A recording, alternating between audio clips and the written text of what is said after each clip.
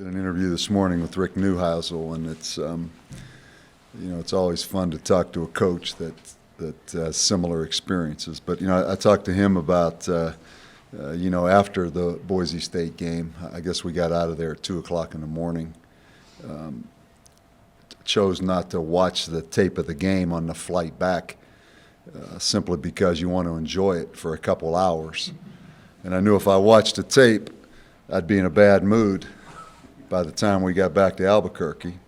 We get back to Albuquerque at about 5, and I'm in the office, I think, at 9.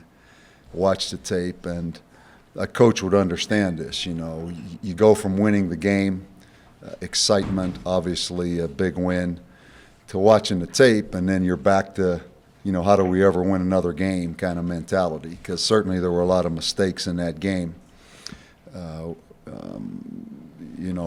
Particularly in the second half, we had some opportunities to close the door, get the ball back several times. Couldn't make a first down.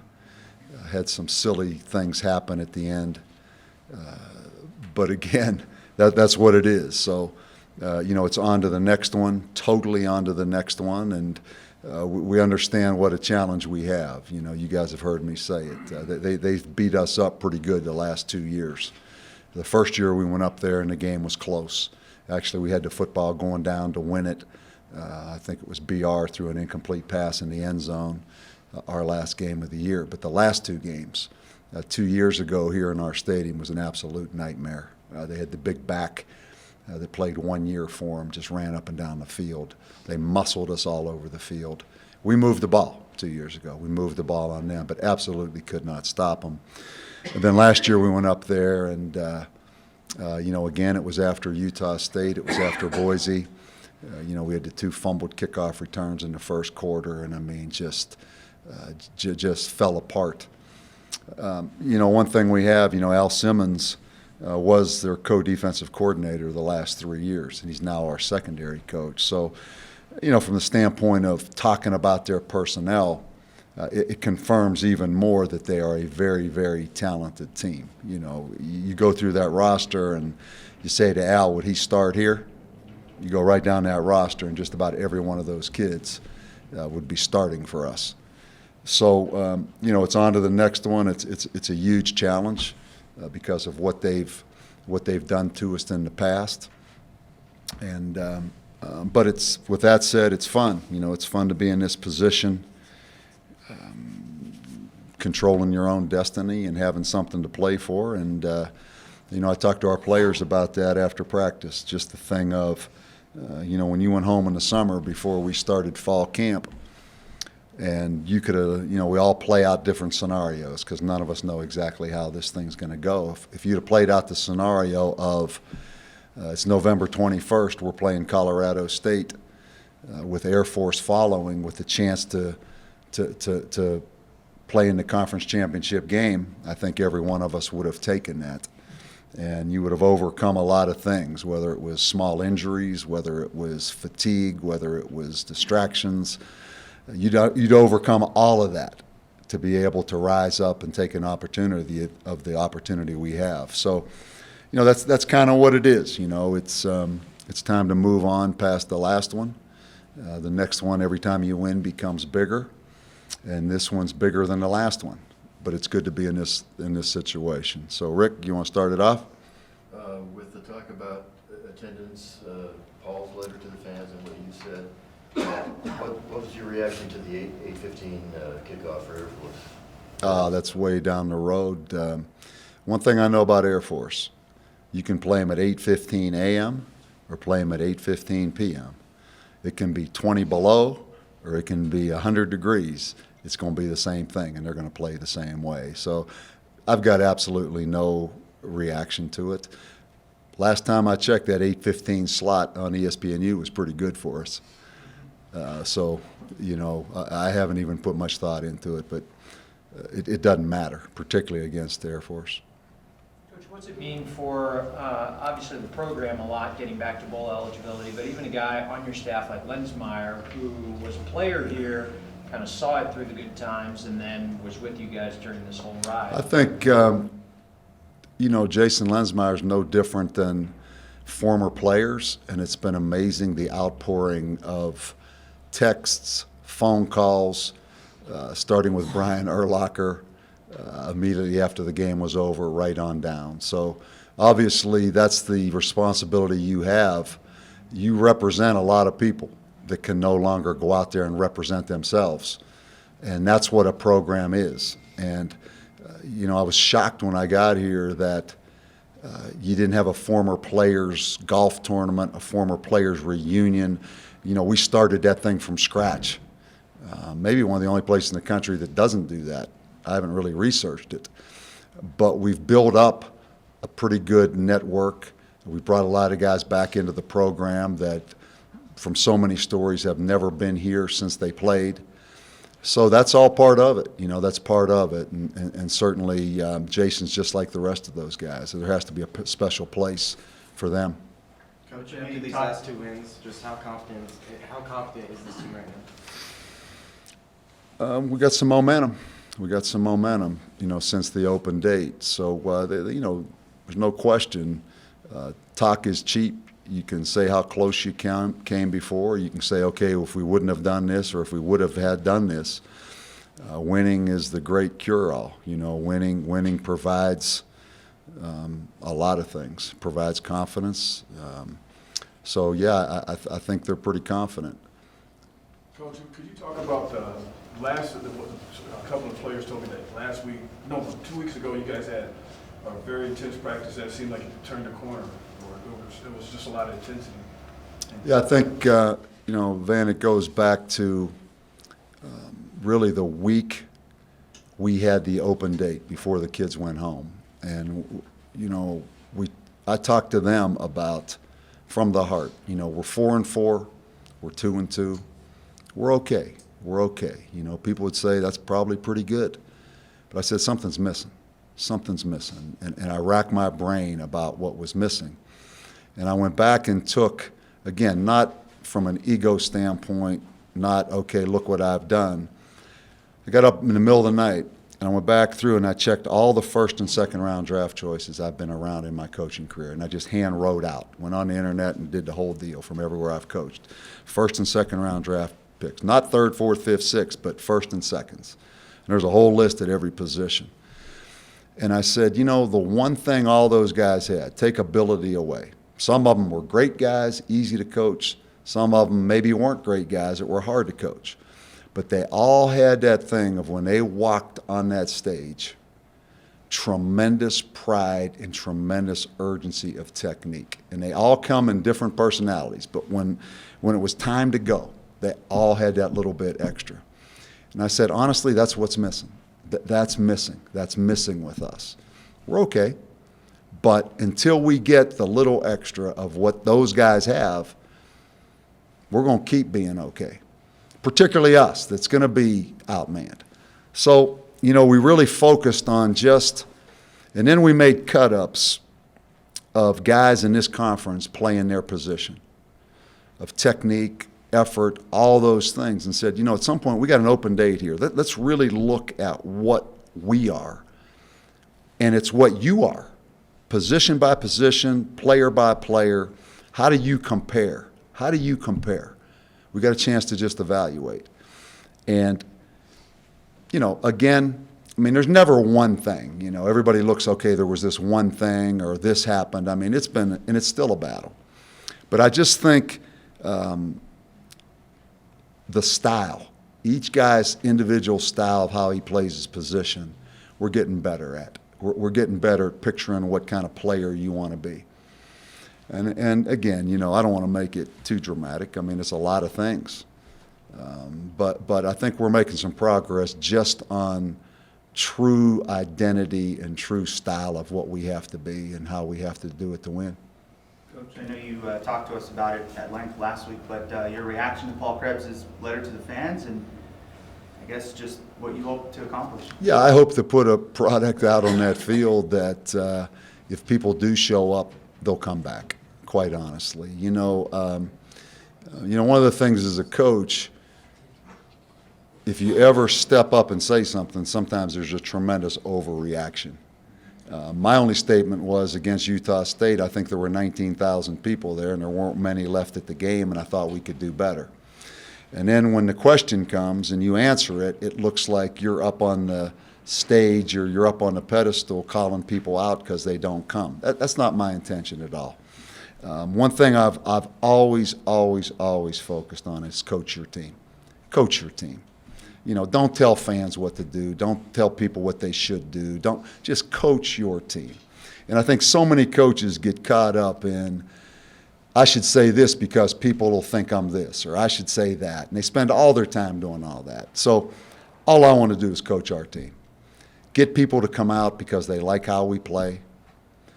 Get people that do come out to come back because they liked how we played that game. And if I just do that, I'll do the best thing possible for University of New Mexico and for Albuquerque and for our football team. So I really don't want to comment anymore on what I expect the fans to do or think the fans to do. My job's to coach. Their job is to critique us, not me to critique them. We got a lot of intelligent sports fans here. We got a lot of people that know what a home field advantage can do. Everybody understands what it is. So if we play better, we'll get more people out. Coach, in that regard, this game is mental also. Your team had worked so hard for many years for bowl eligibility. How do you get them focused back on another prize? I don't even think that's been mentioned. You know, we have not even spent 1 second, you know, talking a whole lot about that. Again, I'd rather focus on, here's the scenario. We control our own destiny. Let's go win the next game. But even more than that, again, it's each individual guy and his style of play and his urgency of technique. You know, I don't think there's any problem with us having a letdown. If we get our butt beat, it won't be because of that, I promise you. In high school and Washington State, JUCO, Austin was pretty much a pure passer. Mm-hmm. What's been the learning curve for him in adjusting to this offense? Yeah, I think it's easy to see. You know, you go back to the last third down against Boise when we're in unbalanced and we have an unbelievable look back to the nub side on third down, and we could have made the first down. And he comes out of there kind of fumbling around, and you know, we're lucky we didn't fumble the ball right there. And we at least we did fumble, but we recovered it. He's still wobbly. He's a little wobbly in it. He's getting better. I think he does a good job pitching the ball, but he's a little wobbly running it, and it is a heck of a transition for kids. And even after the transition, as we've seen, you know, Cole was unique. Cole was outstanding. So even after the transition, there are certain guys that are better doing it than other guys. But he's a heck of a kid. You know, he came here knowing what we were on offense. He came here knowing that it wasn't the exact fit. He had an opportunity to go to some BCS schools, but he felt strong enough about the program. He felt confident enough in his abilities, and this was the place he wanted to be because of the people. So I've got tremendous respect for him. But obviously the transition is significant for a guy like that. Coach, Markel Bird had one of the craziest games. Could you talk a little about him and his development? One of the most unique guys I've been around. You know, what you saw from Markel Bird is what Markel Bird is. And I wouldn't tell you this if I don't tell him this every day, but in some ways, one of the most frustrating players I've ever coached. I mean that, because the upside for him, because of his instincts and his playmaking ability, is at our level pretty much unlimited. He's a unique guy. But it's real good or it's real bad. And the real bad is self-inflicted, because sometimes the urgency of doing things and doing things with the utmost seriousness is not there. He at times just wants to play on reactions and instincts rather than doing a little bit extra.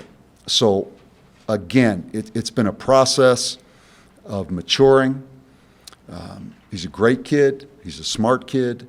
It's been the same process of maturing off the field with academics.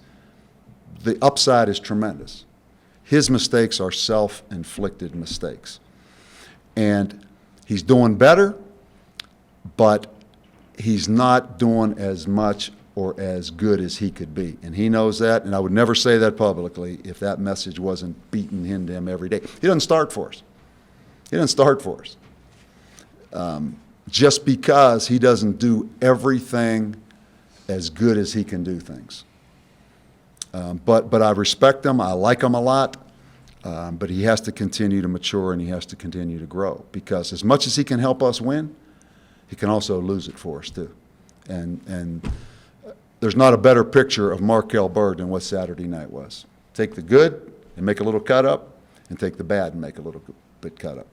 But the good's, it's tipped, the scale's tipped where the good is more times than the bad. And he's learning. He's learning. And he's maturing.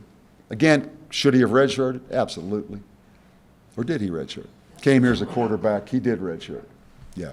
Came here as a high school quarterback and a basketball player, and he's a unique guy, though. Unique guy. Coach, you got 2 more verbals, and I know you can't comment on specific guys till they sign, but you will have, this program will have a bunch from one high school. How unique is that, and what is it about a certain high school that... Yeah, I think I probably ought to stay away from all that, JP, just until after the signing date or whatever's next. Coach, it's been 52 years that we've won an outright championship, and we're 3 wins away from doing something nobody's ever done since, I guess, back in the, who was the coach back in the 1963 or 64 season, but are you guys aware that you're about to make some history if you can win the next 3 games? No. If we do, we'll probably become aware of it. What would be historic for us is a team that beat us 58-13 last year, and it probably could have been worse. That'll be enough history for me, right there. A team that flat slapped us last year. That's all the little history I need right now. If I feel a little different walking off that field this year than last year, that's pretty good history right there. With the coaching change, how different are they schematically, or are they? A little bit. There's definitely an SEC flair. I had the opportunity to do several games when Mike Bobo was at Georgia. There's an SEC flair. There's an I formation aspect to it. There's a fullback in there. There's a power running game. There's the play action passes that come out of the I formation. They will get in the 11 personnel like everybody does now with the spread stuff. But there's the SEC element in there, and it's a little bit different. Wyoming had some of it, but quite honestly, Colorado State has a little bit more. So it's changed a little bit schematically. On defense, all we really have to go off of is how they played Air Force, and that's pretty consistent with how teams have played us in the past. 4 down, 1 in the middle. Whether you call it cover 3 or man, they will come up and press you a little bit. Very athletic on defense. Coach, How have you guys been, like in practice, with the momentum of these 2 wins, practice, I'm sure everybody's a lot more sharper focused? I don't take that for granted. That's something that you might think would be. I hope we'll see that as the week continues. Particularly today, it was a little windy out there. It was a little cold. I don't take that for granted. I've learned enough in this coaching profession. When you think guys are going to be really excited, be careful. Be careful. So it's constantly coaching every day, fighting human nature and using all the experience you have. So nothing's guaranteed. Lamar's health? Lamar's good. Yeah, we kept him out in the second half. He had a headache really at halftime. Probably a good decision that we did. He's back full speed, practice today 100%, so he's good to go. Were you tempted to use him? Pardon? Were you tempted to use him in the... No, it's really a trainer's and doctor's decision. Yeah, there was no chance we were going to play him. Coach, will you reiterate how you felt seconds after you walked off that field, how your players felt as they walked off, and in the locker room and what you said? Man, I don't know. As the play unfolded, nightmare unfolding in front of you, the last play of the game. Game was over. There's a second there where I wasn't sure if it was over or not. Particularly, I saw Brian Harson racing down the sideline. I wasn't sure how close the ball was to the goal line, none of those things. And then you realize you won it, and you see what it does for the kids in the program, and then you're pretty excited. And I told you about the plane flight home, why I chose not to watch the tape. So I enjoyed it on the way home, and then you're back into the next one. So I'd like to write a really creative little chapter there for you. But the life of a coach is, you know what's coming next. And quickly after watching that tape, I'm saying, man, can we make another first down? Can we honestly block somebody enough to make a first down? Because we couldn't at the end of the game. And are we going to be able to line up and defend number 82 from Colorado State? And you're on to the next one so fast. What do these 2 wins do for the program going forward? I'll let you guys decide that. You guys have been around here a lot longer than I have. Going back to Colorado State's offense, just how big of a focus is Rashad Higgins for your defense? Huge. Maybe the best receiver in college football. He's only a junior, but most people project if he comes out, he's a first-round pick. Again, Al Simmons coached the secondary and was the defensive coordinator at Colorado State. Says he's probably the fastest player on the team. Damian Gamblin was his high school teammate. We know what kind of player he is. He's also a good run after the catch. He's obviously, and their receiving core. The receiving core is good. Their tight end's a good pass receiver. It's the same team, minus a quarterback, a running back that came in from Alabama and played 1 year, and an offensive tackle that was an NFL draft choice. It's the same exact offense that we haven't stopped in 2 years. Coach, it seems like you have a lot more confidence now that's building on Apodaca and even on your play calling, like in second down, you would never, 2nd and 20 on the 10-yard line, never throw a pass that you did like Gibson. And then the same thing, 2nd and 15, and you hit Chestnut coming out of the backfield. These are some really exciting new things. Do you feel more confident in Apodaca? Is that why you're doing this? Well, and that was after on 3rd and 13 in the first half when we had a chip shot field goal, he threw the interception, which prior to that ball being snapped, it was, listen, whatever you do not take a sack or throw an interception right here. And 3 seconds later, he throws an interception. So, it's always kind of an ongoing situation of how much you trust and how much of this. But, he gets the ball out. He made some throws. I mean, the one to Lane Hart, that was an unbelievable throw, really, how quickly he got that ball out. The wheel route to Gibson, you talk about the wheel route to Chestnut. Those were big-time throws. We all see the ability he has doing it. And I think our receivers are starting to make progress. And we're a different style team right now. Again, we're a different style team right now than we've been. In some ways, not by choice on offense. So yeah, we're pretty confident in throwing with them. I mean, I think in a lot of ways it gives us our best chance at times right now.